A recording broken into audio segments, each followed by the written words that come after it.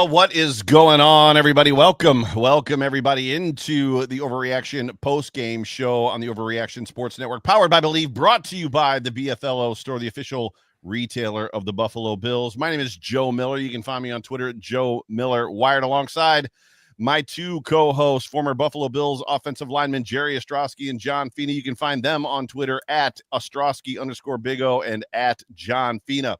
We are delighted that you are here to celebrate this ugly win with us. We're going to talk all about it. But before we do that, please do us a favor. Please please subscribe, whatever platform you are consuming this vidcast on right now. Please hit that like button, smash that like button. Also hit the subscribe button. And if you ever miss one of our programs, or if you're listening to us in post as a podcast, please know that you can find all of our podcasts on every single podcast platform that's out there. Just search Overreaction Buffalo. You can find us on social media as well. Search Overreaction Buff. And then we do have a website, overreactionbuffalo.com. We're going to talk, as I said, all about this football game. But before I do, let's hear from our show sponsor, the BFLO Store. Shopping for that special gift? The BFLO Store is the perfect place to begin for any occasion. You'll discover the largest selection of Buffalo products and brand collabs not available anywhere else. From licensed team sportswear and gifts to Buffalo apparel and home decor, shop any of our convenient locations or shop online. You'll find something for everyone. And you just never know who you may see shopping there. The BFLO Store, Western New York's premier retail destination. Official retailer of the Buffalo Bills and Sabres. Get ready to crush your holiday shopping at the BFLO Store. Whether you're hunting for the latest Bills gear, Buffalo-themed apparel, or the perfect gift, they've got something for everyone on your list. With 4 convenient locations: Transitown Plaza Boulevard, Consumer Square, McKinley Mall, and the Walden Galleria Mall, you'll find something for everyone on your list. Or if you're more of an online shopper, just head to the BFLOshop.com and get everything delivered right to your door. The BFLO Store, the official, as I said, retailer of the Buffalo Bills. The Buffalo Bills hosted the New England Patriots, the team that they saw for the very first time in this football game. So I don't want to hear any conversation about divisional opponents, because new head coach, new quarterback, this is a different team. But they did squeak outlast, whatever you want to say, escape, I think is what Chris Brown said on the broadcast. They escaped the New England Patriots in this football game to move to, it's not 13, 12-3. Is that right, gentlemen? 12-3? Yes, sir. And Jerry Ostrowski, I don't know what you guys are waiting for. I just don't know what I don't know what we have to do and how many times we have to prove it, because Jerry nailed his 5 keys of the game once again. Gentlemen, how are we feeling about this football game? Well, I feel great. I got to tell you, you said ugly win, Joe. I'm just going to add my tag on that, ugly beautiful, because it's a W, man. And they're hard to get. This team that the Bills played, they lost 5 games by 1 score. So, and it's a divisional opponent. So ugly beautiful is what I'm going with. And I know you said it's not a divisional opponent. These two teams don't know each other. But it's steeped, right? It's just steeped into the division. Whether you're playing the 3-11 New England Patriots or a 10-3 Dolphins team, it's a division thing. It's a pride in the division, and you can't escape it. I don't care who leaves, who comes. Jerry, sorry, took your time. How do you feel about the win, Jerry? I think that a win is cash money, as we always would say. Boom! And, once again, the Bills find a way to win, and that's what good teams do. You're not going to have your A game every time you step on the field. It's just the way this league is. The Patriots were prepared. We talked about Drake May on Thursday. I think Drake May is a really, really good young quarterback, and I believe this might be the next guy to challenge Josh in the division. Not only does he throw the ball well, he's tremendously good with his feet. He can make first downs. He has a lot of Josh Allen-like attributes. Obviously, he's playing with a deck or a stack of cards that is not as talented as the Bills. Not as talented as some other teams, but you can see the potential greatness out of him early in his career. So Drake May was as advertised. I think he did a wonderful job. And, say what you will, he did not start the beginning of the season. He's a recent starter and has put up some good numbers. So, you can say maybe kudos to to that coaching staff for not dragging him into the deep end right off the bat, letting him see some things before he went out there. Also, I got a tremendous amount of respect for his offensive coordinator, one Alex Van Pelt, former Buffalo Bill. Alex is a wonderful coach, Aaron Rodgers and others. So as long as they keep that band together, I expect them to continue to get better. But, there's a few things that I don't think I would scratch my head, but I was questioning in this football game as far as theory and what, Joe Brady and stuff was doing, because really my question marks were more on the offensive side than the defensive side, because, while the timeline for the next 3 to 5 days is going to be nothing but Bill's defensive stuff. Yeah. When they go ahead and get the full gamut of players back and have them healthy and playing, then I'll go ahead and make my decision. But right now, this is a patchwork defense with a bunch of guys, out there that haven't had a bunch of time. And there was some glimpses of good play that we'll talk about as the day goes on. So, they're just beat up. Josh is beat up. It looked like a football team that might have been a little bit tired. Playing in single-digit weather it also brings that tiredness out of you. So I'm with John. Confirm it was cold. Right. I'm with John. I'm with John on this, man. It's hard to win in this league, and anytime you win, it's a good thing. I don't care what it looks like. A win is a win. I just feel like at some point in time there needs to be a level of expectation. I think you said it in one of your keys: be who you are. Right? Don't forget who you are. And it seems. And I don't know if we know that this team is not lacking. They're growing into, is a better word, a new set of leadership, a new set of captains, a new set of guys to hold each other accountable and all that kind of stuff. The maturity, you don't lose a Mitch Morse and a Micah Hyde and a Jordan Poyer and guys that have, even Steph Diggs. You don't lose guys that have been like supreme vets, I guess is the way that I would say it. And there was other ones as well. And it doesn't necessarily affect. We know that this is a loose, easygoing locker room that does well and executes well, and they're the ultimate team and an ultimate family, and they're very connected and they all love each other. But you wonder if the a-holes are missing sometimes from the room, right? And that's pure speculation. And that I'm not saying that they are not. I could talk about Josh Allen saying that he's not really a vocal leader in that sense. He wants to lead by example. Forever, who was just humming me because I can't see you because the camera or the screen's over there. I'm going. Just give me 1 second, Jared. And as ugly wins go, they're going to happen. And we've talked about it on this show a lot, right? A win is a win. They don't take the W away from you. They don't ask you how you won. They just look at the W, and the W shows. And the Bills are still number 2 in the AFC. They're still in the fight for the AFC number 1 seed. There's just as fans, right? You guys are players. As fans, there's just when you see them come out in the first half the way that they did, almost anemic, right? 20 points of time of possession for the other team's offense. They're down 14-0. The offense had the ball once. Was it a 3-and-out? And now you really can't fault them. No, I guess I said it twice. You really can't fault the first one because like 3-and-outs kind of happen. There was just a measure of wake up time in this. And then they did wake up, which was good. But anyway, go ahead, Jer. Well, first of all, Joe, I want to say that I'm on my best behavior and I'm reformed from last week. So you don't have to like really try to mince or choose your words. You can be emotional and you can say what you want to say, and there'll be no snapback from me today. Okay. Yeah, sure. I'm serious. I'm serious. I've known you too long. He's laughing. No. He's laughing while he's saying he's serious. I am serious. So you don't have to go to a 10-minute speech to say what you can say in 3 with emotion and all that, because I know that's what you wanted to do. I'm not going to do that. I'm going to be well behaved. But what I will say is this: I think the Bills absorbing a 14-0 deficit early and then coming back and finding a way to win probably showed leadership. Yes. More than it showed non-leadership. And my question to you back was going to be, what part of that did you see that maybe led you to believe they needed more leadership? Because the worst thing that can happen in situations like that, those guys know they're not playing well.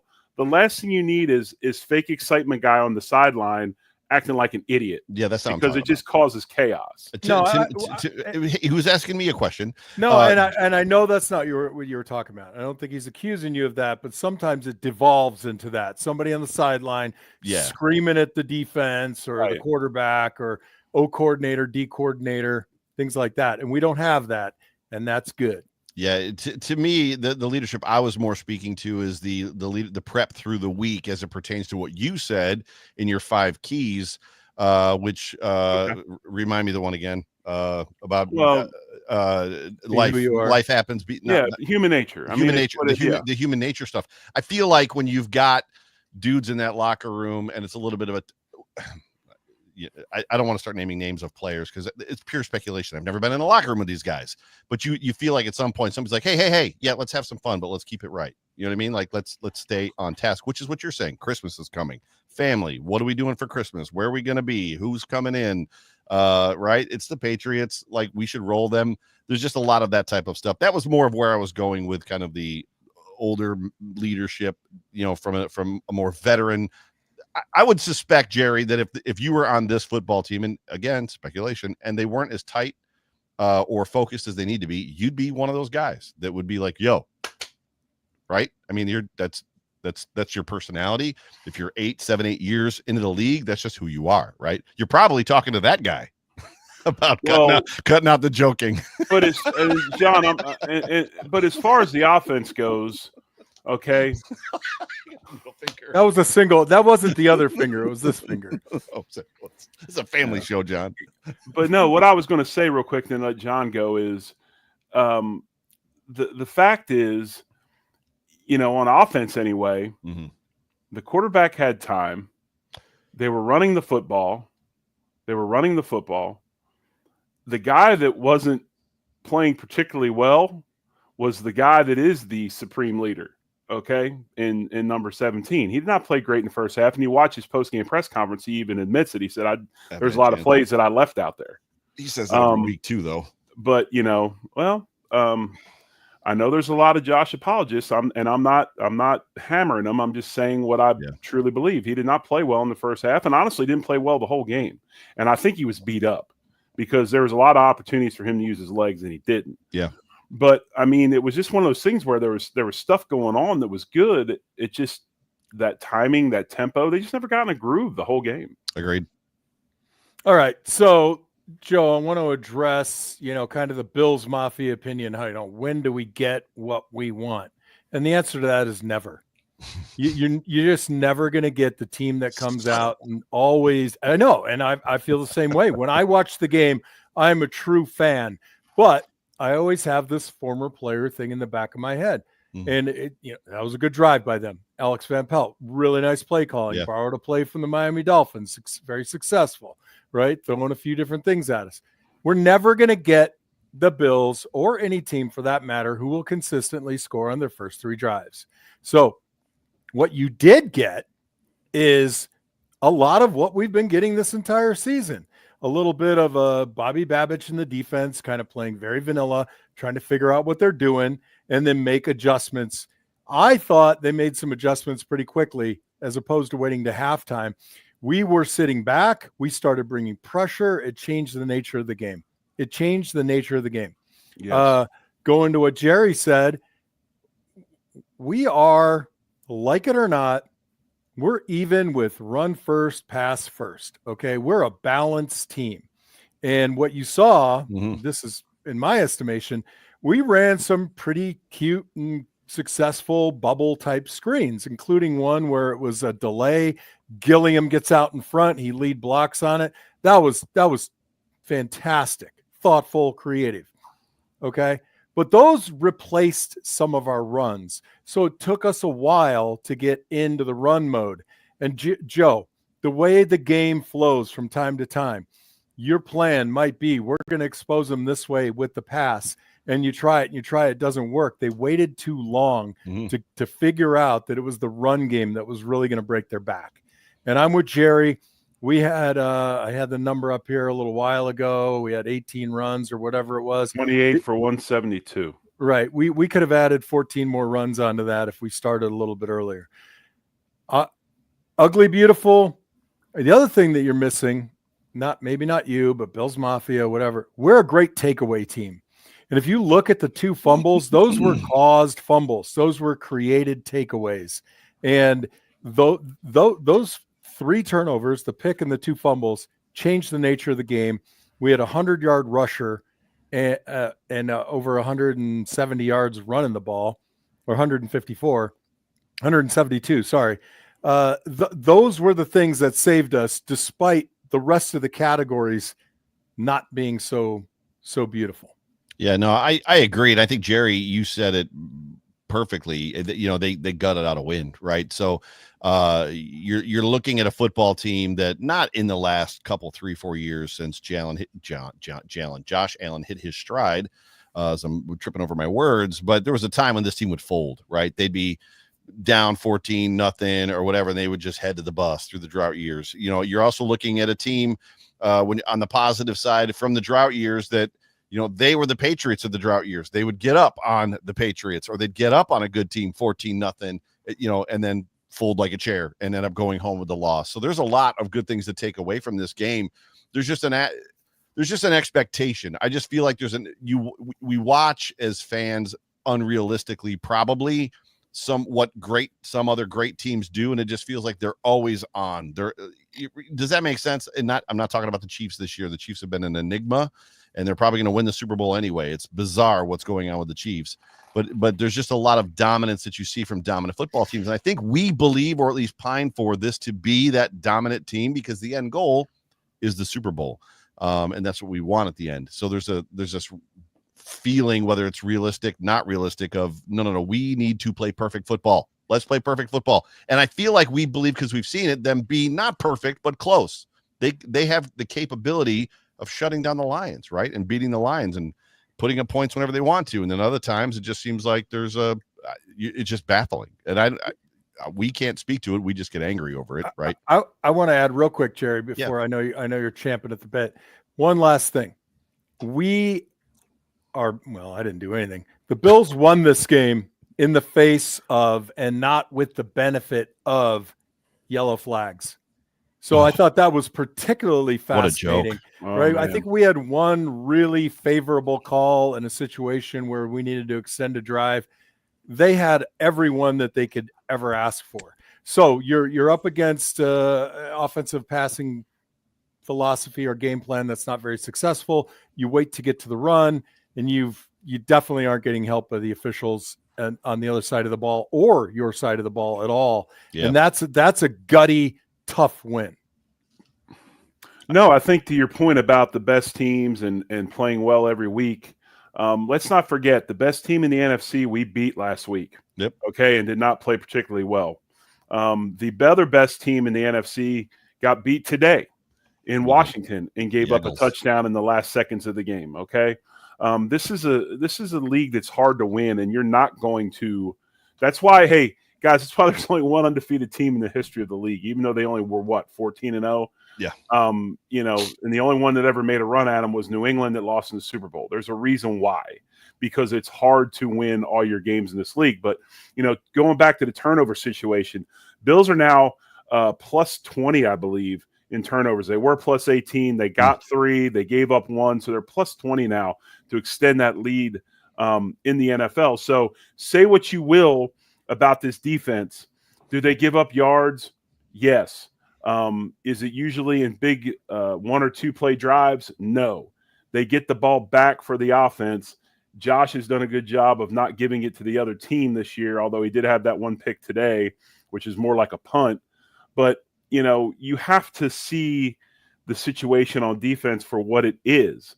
Right now, they do not have both safeties, a corner, linebackers. I mean, this is a group that is decimated right now, and they're still finding ways to win. So say, hey, whatever. Say, well, the only reason they won was turnovers. Well, yeah. The defense got created turnovers. But they created them. I wouldn't say they're that. finding a way to do it. So you must be reading something online, because I wouldn't. No. He's not saying I didn't you're say saying. You said it. I'm not talking about you, Joe. I'm talking about in general. Gotcha. I'm talking about what it's going to look like all week long. I want to get back to Josh Allen's interception, but T. Dobbs says, so are these refs being told to call penalties against us? It's the penalties in this football game. There are some bizarre penalties, and it's the NFL is a nonprofit 501c3 corporation that is listed as an entertainment league, just like wrestling. And I'm not trying to insult anybody, and I don't believe it's scripted, and I don't believe that it's fake, and I don't believe in it. But then stuff happens when the Bills are 14.5 point favorites, where they're calling pass interference calls that aren't there,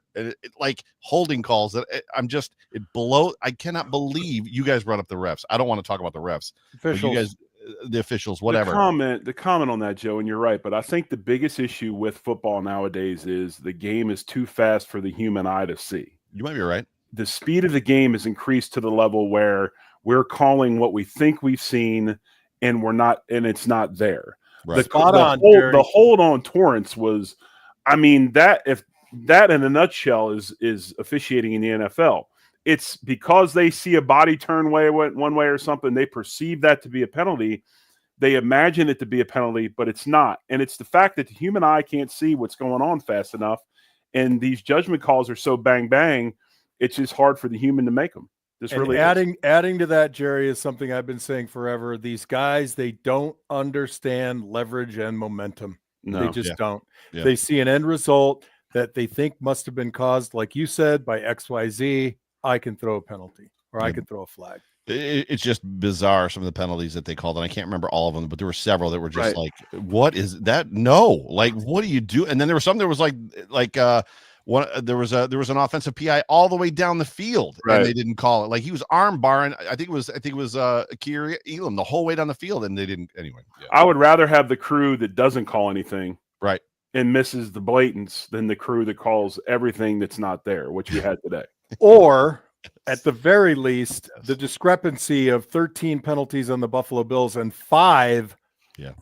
It's hard to believe that the New England Patriots, coming in at 3-11, committed only 5 penalties, and the 12 and 3 or 11 and 3 team committed 13, even though most of the 5 were pre-snap.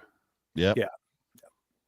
Oh, yeah. And okay, Spencer Brown lined up in the backfield. I mean, are we going to call that, or are we not going to call that? Is it an opportunity call? Yes. I look around the league and I think to myself, either call it or don't call it, but every now and again just seems kind of silly. Yeah, it's definitely strange. There were some bizarre plays in this game too. The Josh Allen interception was one. He was the Bills were going from my left to right, so they were my seats are on the 30. He was running towards me, so he's scrambling out towards me to his right, and he kind of points right, and then he chucks the ball, and he threw it from about the 40 or 45. The ball's in the air a long time, and there were 2 receivers kind of down there. One was double covered and one was single covered, and then there was the safety that was drifting in the middle, and the ball went it was the easiest interception that dude will ever see in his entire life, and nobody converged. None of the neither of the wide receivers. I don't think they didn't see the ball or what, but like, he just, you watched it. I'm sure they replayed it 1,000 times. That there was a spot in this game where the ball fluttered out of Josh's hand. Never seen that happen before. Well, I've never seen the ball flutter out of Josh's hand. That was the elbow. You probably didn't catch that. Oh, no, I didn't. Live. Yeah. So he bumped his elbow on a helmet the play before. And they say contusion, right? But I think he hit the funny bone. He did. He talks about it in the press conference. And even on the sideline, you could see him mouthing the words, I can't feel my pinky. That's funny. The Taron Johnson touchdown, which was awesome. The way that was in my end zone, my side of the field. The way that it happened, it just like the ball gets deflected. Like Groot makes that incredible that move to get to the running back, and then all of a sudden guys are like staring. Everything went in slow motion after that. Like guys are looking around and the balls, and then it's like everybody dives on the ball, and then you're looking at an official. It's like, what is happening? And then the official puts his hands up, touchdown, and we're all like, are you sure? Oh, we were sure on TV. That was it was clear. Not sure in the stands. It was Hey, Jerry. Let's stick with that. Joe brought up Groot. I thought Phillips did a hell of a job getting a little bit of pressure here and there. I thought Ed Oliver on 2 occasions was blatantly held. They missed those calls. The defensive end productivity between Rousseau, Epinesa, Smoot. I'm just actually Miller early on had some influence, and he was almost getting home. But by and large, there's just no game breaking effort, and I think I see it in the effort. Jerry, your take. We're not getting home enough. I thought that Von Miller actually did have some good rushes, and it's leading us to have to blitz. And the worst thing you can do, me anyway, these quarterbacks that can move and have mobility like May does, a lot of times when you blitz, you lose gap integrity pretty quickly, and they're able to make some plays. And he did today, although they did blitz and have some success. I thought it was pretty telling when the first play of the game they brought, I believe, a corner blitz right off the bat. So they were trying to get to him. But yeah, I mean, that's the one area, especially with the fact that we're playing so many young guys and experienced guys in the secondary. They've got to get some help somewhere, right? And I think that help needs to come from the pass rush, and they did not have a ton of success today getting home or putting much pressure on May. That's why Babbage called as many pressures as he did to try to get him off a spot and make him feel uneasy. But, I would say defensively, if there's one area that we can improve on drastically, it would be that pass rush area. Could this have been, and you guys would know more than we would know, but I mean, we've seen it in the past, and as fans, we hear it, and it's like, oh, that's a thing, right? Maybe that's what's happening because of the concern about Drake May's movement and ability. Could it have been one of those game plans where they were trying to get close, but not flush him completely to get him outside to so that he could utilize his movement? Because I wondered that at one point. I was like, where is the pass? And I looked back in the Discord channel. I know you guys talked about it in the Discord chat. Just like that, they need to do something. But could it have been one of those where they're trying to get close enough to, I do think, John, real quick, and let me say this, and then you can go. But I do think that Groot has some. I think he's got some contained responsibilities or some outside rush responsibilities a little bit more than the normal rusher does. If you watch him, sometimes he'll come free and then he'll hesitate, almost like he's the guy that has to make sure that the quarterback, whoever, doesn't flush outside. So maybe Groot, but I don't think the other guys do. Mm-hmm. Yeah, I don't know. I don't think that's how you play football. I'd be a little bit surprised. I mean, the idea is to get home. I would have loved to have had a guy, just all game long, I'm just gonna sit back and wait. Make sure. No. They push, they rush, but they don't rush to the end. No, I honestly think that I don't think that their skill sets are that varied and that intense. I still contend that Groot needs to be in a 3-point stance. He's not Von Miller. He doesn't have that ridiculous get off from standing up. He's got to get down. If he's coming off the edge, he's got to put that hand on the ground. And there were a couple times when, they kind of had him. It was close. I feel like Epinesa in particular, Jerry, I think you've probably seen this too. When he makes his move on the offensive tackle, he never keeps close. He never closes the gap. No. He never bodies a guy. He never puts a guy in a bad leverage position. And that's a big problem. If a guy can always get long on you and keep that separation, all you got to do, Joe, think about if you're walking down the street and I just came over and I tapped you on your shoulder and your right foot all of a sudden had to take a step to the right. That's all you have to do as an offensive tackle. Now, it's not easy, but if you're a good defensive end, you put those tackles in a bind, whether it's by move or by pad level, where you can get close to the hip and shoulder and force that guy into a bad leverage position where he either turns his hips and you go free, or he's got a tug on the V of the jersey. Two things to piggyback on that. I think all great pass rushers have an outstanding bull rush. Even Vaughn, when he was young, had a great bull rush. Power to speed, speed to power. You have to be able to mix it up. And I think what John's trying to say is when you watch Epinesa rush, there's never any power. There's never any power to speed. He never causes that offensive tackle to have to stick his cleats in the ground and stop his momentum because he's worried about absorbing a bull rush. He's always just, hey, I just got to wall this guy outside. Now, the other half of that is if the Bills on third down are running a bunch of pressure stuff with blitzes, that will predetermine where those defensive ends rush. And most of the time they cannot go inside because they now are those C-gap, D-gap guys because the linebackers that normally play that are blitzing inside in B or A-gap. So that will change the theory of the rush up front depending upon if it's a blitz or not. But, no, I agree with John. There's no power. There's no power threat out of AJ. It's all speed and finesse, and that's hard to do against these guys in the NFL. It's just really difficult. And Jerry, when was the last time you can even name when these guys took an outside move from a 5 or an inside move from a 5 technique? I can't. And that's the other thing. I can't even think of it. So if as a tackle we're studying film and you're like, Well, let's see. 125 snaps I watched over the course of 3 days. I didn't see the guy come inside once. Right. And the only guy that does Hmm. is Vaughn, and half of me says Vaughn doesn't give a damn, and he does what Vaughn wants to do. The old yeah. trio of Cornelius, Bruce, Right, and Tally, right. just like, hey guys, let's do this. I think that Vaughn, if because a lot of times it's hard for a defensive end to pass rush if that tackle never has to worry about an inside move, and that seems to be the case, John. That's a good point. That's a very good point. There were some really great things from this football game. Obviously, Jerry, you mentioned the running game. James Cook continues to impress. And do we want to have a conversation about Dorian Williams and how much better this defense looks when Yeah, I would Dorian's love playing? to. I mean, Dorian Williams I noticed him when the first time I noticed him coming on the field, I believe was the second half, and then he immediately made a play. I was just like, Dorian Williams is in the game. I don't know what happened to Balen Spector. Apparently he got injured. And then he just continued to flash around that defense. Even with the defense that was struggling a little bit, he continued to flash. Jerry, I'm going to let you take that in a second, but I want to address the Balen Spector thing right now. He got out of position. I could really tell, obviously, one play in the first quarter. But by and large, how am I going to say this? Bobby Babich and the Bills defense tends to catch and look early on in just about every game we play. And if a team has success, there is always going to be one guy who in Bills Mafia on X is going to get dragged.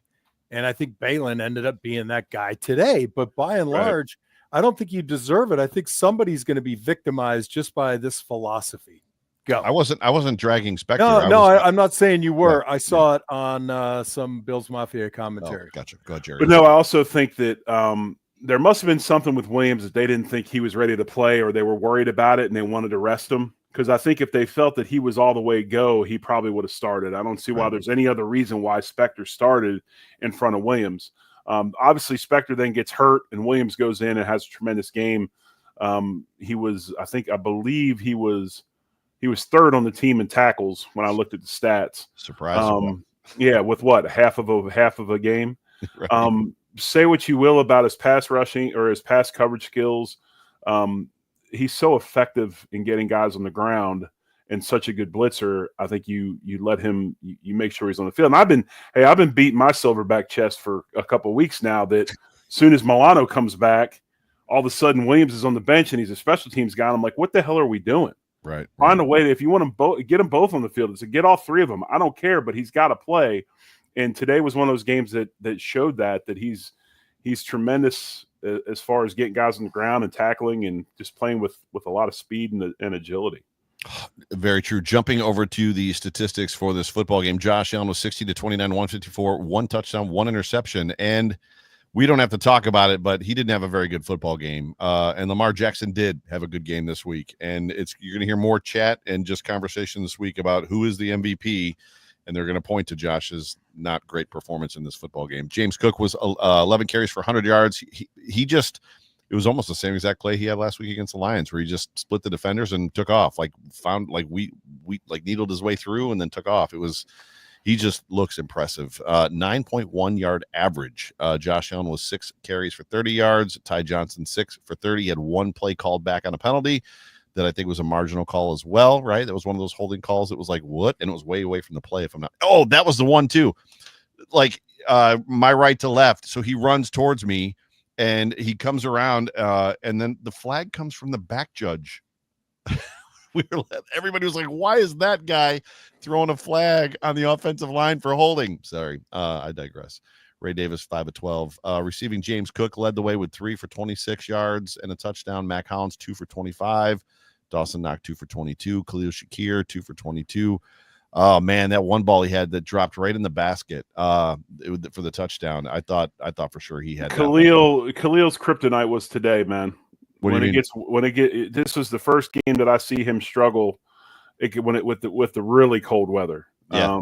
This is the first time I saw him just, I don't want to say flinch, but he definitely had some issues with handling the football in this weather today. Yeah, he's earned the right to have a flinch here and there. I would say. Whoa, Joe, that's exactly what we're talking about. There's a flinch. Every game doesn't go. Like, when do we get the team? One guy can flinch. Like, so who gets to choose? I mean, so I'm gonna. What the hand motions are you making? Go back and watch that first half again. How wide open every single offensive player on their team was in the first half of that football game. They were making first downs at will, even inside the 20s. And that's who we are, and we've been in the first half many games this season, and we make adjustments. I don't love it, and I've said this before. I don't love it.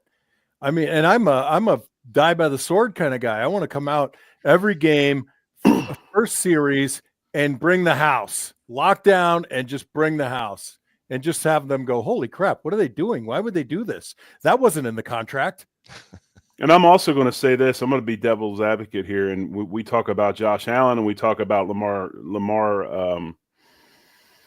What's Lamar's last name? Jackson. We talk about those two all the time for MVP. But I'm going to tell you something.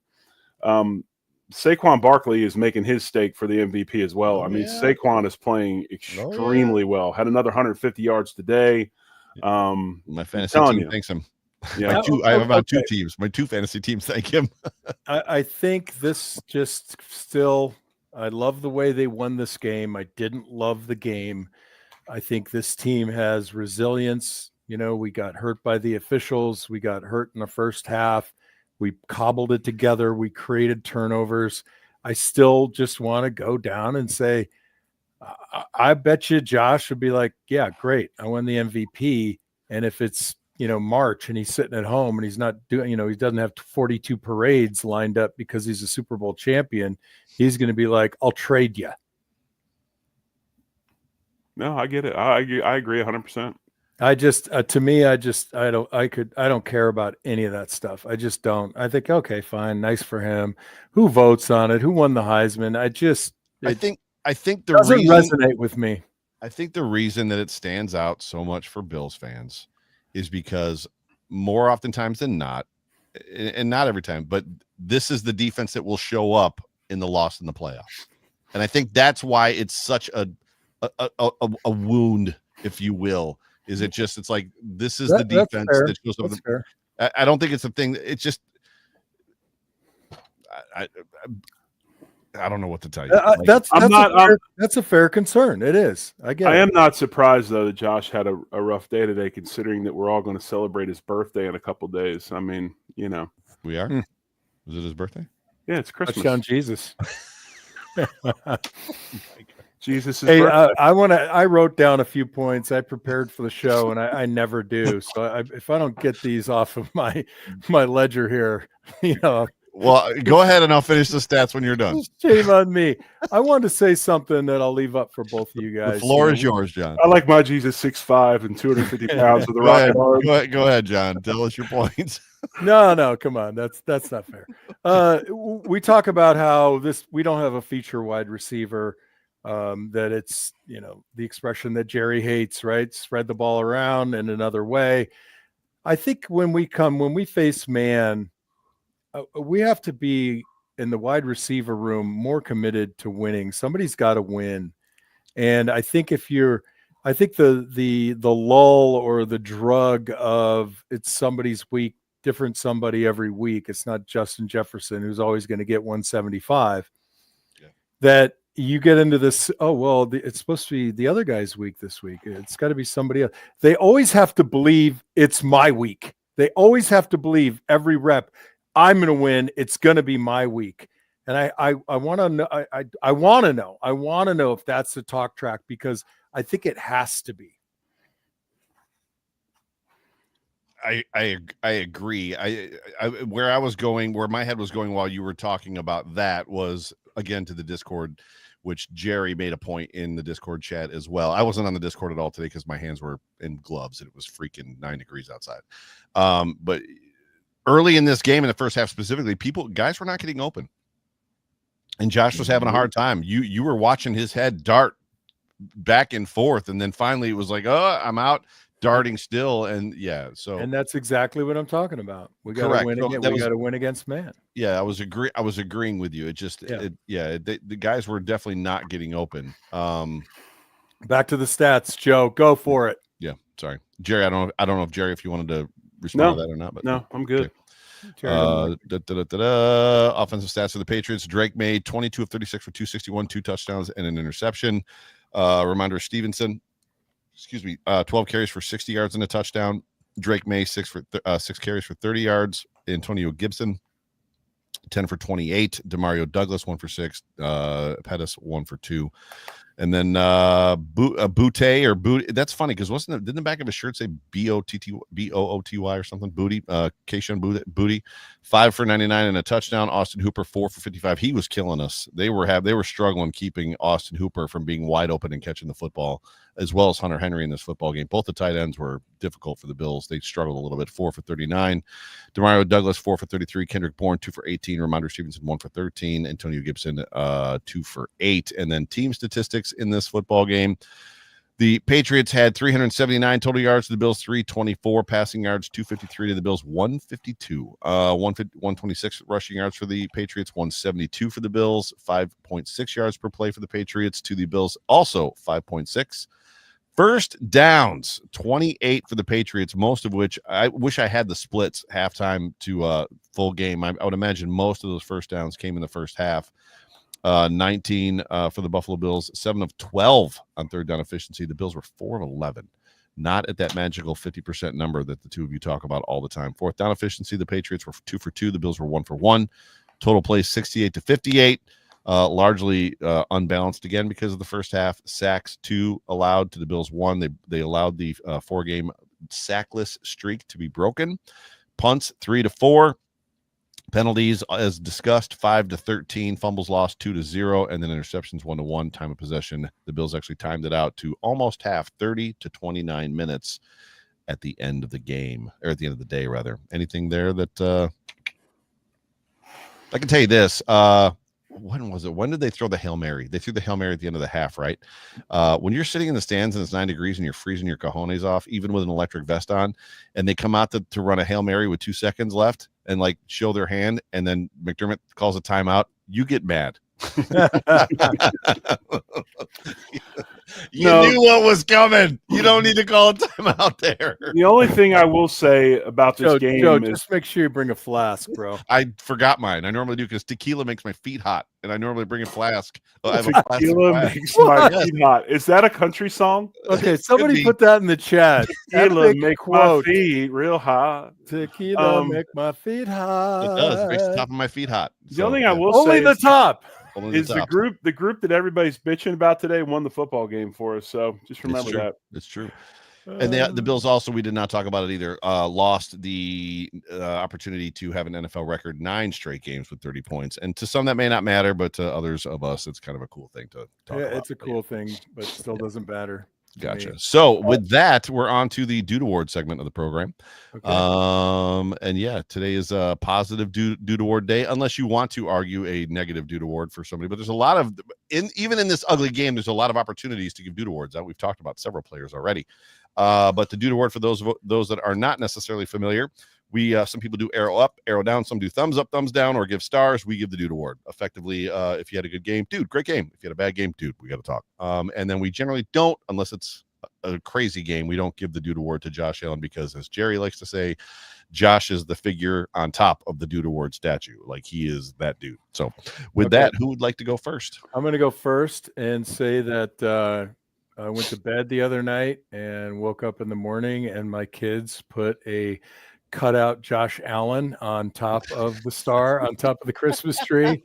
And I said, it's staying. So the dude is on the tree. I've seen it all over the internet. And I was like, I can't get away with this, but my kids can do whatever the hell they want. That's amazing. While the first half, none too impressive, my Dude Award goes to Terrell Bernard. It's a rough group right now in the linebacker and defensive backs room with injuries. The guy balls out, led the team in total tackles, solo tackles. He had a QB hit. He's just an all-around energetic guy. You know, you look at him, you listen to his post game, and you think to yourself, I don't care what that guy's doing after football. I want to be around that guy. Yeah. And he gets my Dude Award. Yeah, he's also, him and his wife are now expecting. So they just made an announcement that they're expecting their first child. L'chaim. As much as I'd like to give my dude award to Joe Miller for braving those cold temperatures today and being loud in the stands as a Without member of the tequila. Bills Mafia, without tequila, Tequila. because he didn't want his feet to be hot. No, I wanted them to be hot. They were cold. Bricks. As much as I'd like to give it to Dorian Williams, because I am a huge Dorian Williams fan. If you go there and take my guy. If you go there and take and Hold on. I would go to him. I like to go to the guys, the obscure guys that make a great contribution. And I know that he was sitting in that locker room after the game feeling good about himself, and I'm glad he was.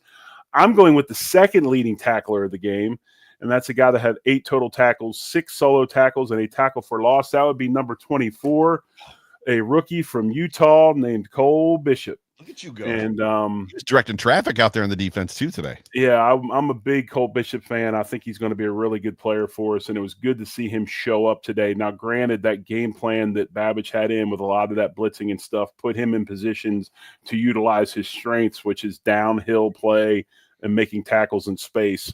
And I thought he had a really, really good game today, especially with, our 2 starting safeties out again, and this being his second start. So good to see him show up. Cole Bishop, dude award for the Big O. I have been beating the drum for this guy all season long. Whether he's playing specialty relegated, delegated, or just assigned to special teams because everybody else is healthy and making plays, or when he gets spot duty, or he's in the dime defense and he's making plays, or when they're calling on him to start. And today he had his first career NFL interception. Went to UB, undrafted product, works out at STA Performance in Elma, where I work out in the off season, Ben Wood's gym. And he is a guy that super proud of as far as it goes. Cam Lewis, to me, gets my dude award. The dude he's not supposed to be playing this way. He's not supposed to have had an NFL career this long and be this good, but that dude shows up when you need him to, and he plays with a passion, and proud of you, Cam. Versatility keeps you in a job. Yeah. I don't know why I would know that, but versatility keeps you in a job. And Cam Lewis is a highly versatile football player, will always have a place in Buffalo because of that. Yep. Very good. Preparedness meets opportunity. Yeah. Super good, and super proud of him, and super glad that it's working out for him as far as that goes. So Cam is one of the good ones. I can tell you just from a personality standpoint. Cam is. And let me look real quick before I gloss over it. But I knew he showed up on the tackle list today. The other Buffalo guy, number 44, Joe Andreessen, had him a tackle on defense, not just special teams. Yeah, so I didn't see him when he got defensive reps. I saw him on special teams. There was a couple plays, especially where he broke through his guy and was barreling down, and then it was fair caught, and he was a little upset about that he didn't get to go down and tag somebody. But how many do you remember about how many snaps he played defensively? Was it a bunch? I don't know how many he played. I don't think it was a ton, but he did show up. I remember seeing 44 on the bottom of the pile. So again, just a bunch of young guys contributing when they're needed, and that's a good sign. Yep, agreed. So the Buffalo Bills win an ugly fight against the division rival Patriots, but at the end of the day, just like we've said here today, a win is a win, and they can't take them away from you. So the Buffalo Bills move to 12-3. What do we have to look forward to as far as the league goes? There are 2 Christmas Day games on Netflix. I would imagine everybody is a subscriber to Netflix. If the Chiefs win this Wednesday, the Bills cannot get the number 1 seed. So I think that's a good question. If the Chiefs win, they seal it for the number 1 seed. Do we not see Josh Allen the last 2 weeks of the season? As long as that 2 seed's locked up. I mean, I don't know if they just give up a game or two, does that put Pittsburgh and Baltimore whatever back in? Now Baltimore, I know they have a tie break with us, but they can't drop lower than the 3rd. The lowest they can go is the 3rd. I don't know. Who does Kansas City have, Joe? They play the Steelers, who are coming off of probably a loss that they're not too happy in Pittsburgh. In Pittsburgh, yes. Yeah.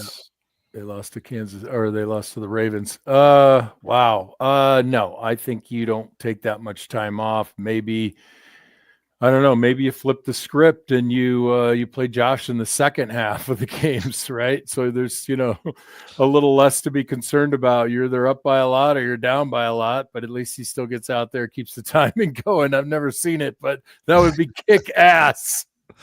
So that's what's coming up as far as the stuff as it pertains to the actual AFC and seedings and whatnot. 2 games left to go for pretty much every team. And then tomorrow is Off Tackle with John Fina show. I think we're going to take Christmas Eve off from On the Beat. Jay Spencer King and I may pre-record for Hump Day Hotline on Christmas Day. And then Jerry, you got those 5 keys yet for the Jets game? Yeah, early. I do. Hey, Jerry, left lane hammer down. Make Breece Hall fumble. He seems to be enjoying doing that this year. Somebody leave a giant sack of mushrooms on the field before Hey. the Jets offense goes out. For everybody in the comments, if you saw a play today that you want me to break down, shoot me a message on Twitter. I'd like to hear, what you think you'd like to learn a little bit more about, and I'll break that play down for you on the Off Tackle show tomorrow. Very good. Lady, any final things for us out of here, fellas? No, we're good. Ladies and gentlemen, thank you so much for tuning into the Overreaction Postgame show on the Overreaction Sports Network, powered by Believe, brought to you by the BFLO Store, the official retailer of the Buffalo Bills. So good to have you guys. If we don't see you, or if you don't hear from us until after Christmas, Merry Christmas to all of you. Otherwise, we hope to see you guys on tomorrow at least, where we can then tell you Merry Christmas. But for me, for John, for Jerry, for all of us here at Overreaction, we love you guys. We appreciate the Buffalo Bills are 12-3. They won 7 home games in a row. That came from James Spence, the king for me. So that's the most since 92 home game wins, or 91 home game wins. So one more means that they've swept all of their home games, which is really fantastic, and the key to effectively making the playoffs every single year. But for all of us here at Overreaction, we love you guys. We'll talk to you soon. Go Bills. Go Bills. Much love. Go Bills. Go Bills.